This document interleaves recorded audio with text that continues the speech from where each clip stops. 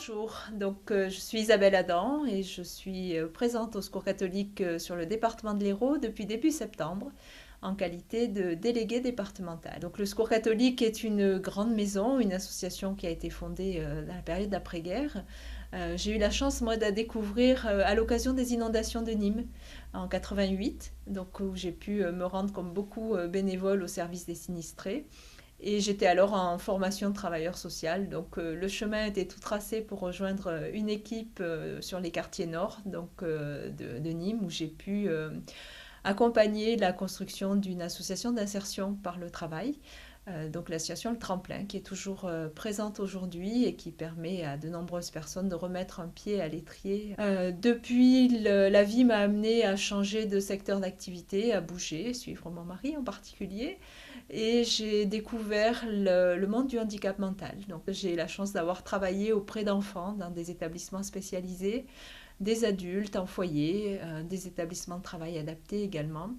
Voilà, et je dirigeais jusqu'à récemment une grosse association sur le sud des Yvelines. Voilà, l'opportunité de rejoindre ma région d'origine m'a été offerte à travers l'ouverture de ce poste de délégué départemental à Montpellier. Et donc c'est avec une immense joie que je rejoins à la fois mes racines familiales et cette belle maison qui est la maison du Secours catholique. Ma mission consiste essentiellement à coordonner les activités qui se développent sur l'ensemble du territoire. Il faut savoir qu'il y a plus de 1180 personnes, pas loin de 1200 bénévoles investis sur l'Hérault. Pour les accompagner sur leur développement d'activité, 5 animatrices se sont réparties le territoire, le découpant en 5 morceaux. Voilà, donc chacune de ces animatrices de réseau travaille auprès des bénévoles pour les accompagner dans la réalisation de projets, les soutenir dans les phases de difficulté et développer de nouveaux projets face aux besoins qui sont rencontrés sur les territoires. À mon niveau, c'est l'échelon qui permet de coordonner tout ça au niveau du département, en lien avec la région Occitanie et en cohérence avec le projet national du Secours catholique Caritas France. Aujourd'hui, le Secours catholique souhaite mettre en route une véritable révolution fraternelle. De façon un peu concrète, on met en place au maximum sur l'ensemble des communes sur lesquelles nous sommes situés un accompagnement fraternel à travers des lieux d'accueil, de convivialité, des lieux d'écoute, puisque c'est la première demande des personnes qui viennent vers nous lorsque la situation de pauvreté nécessite un accompagnement.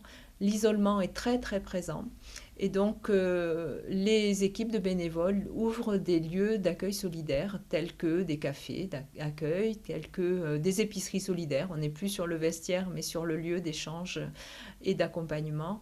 On a des ordinateurs installés sur certaines permanences. Voilà, ça permet d'être en lien et d'accompagner chacun dans la démarche qu'il a à vivre pour avancer face à la précarité dans laquelle il est installé. Notre présence, elle est extrêmement variée. Elle va de l'accompagnement scolaire auprès d'une bonne partie, pratiquement 44% des personnes que nous accompagnons sont des enfants aujourd'hui.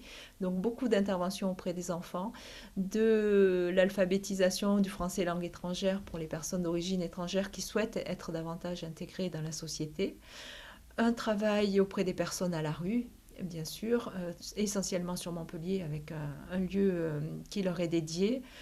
Des services variés après pour l'accueil familial de vacances, pour une présence auprès des personnes incarcérées, pour des personnes qui sont migrantes et qui ont besoin d'être accompagnées dans leur intégration dans notre société. Et puis un accompagnement au quotidien pour toute forme de pauvreté, sachant qu'on a particulièrement une présence à développer auprès des seniors, puisque désormais ils représentent plus de 10% des personnes qui viennent vers nous. Un chiffre en croissance constante et qui a doublé en très très peu de temps. Voilà, un signal d'alarme pour notre société. Donc luttons ensemble contre les préjugés,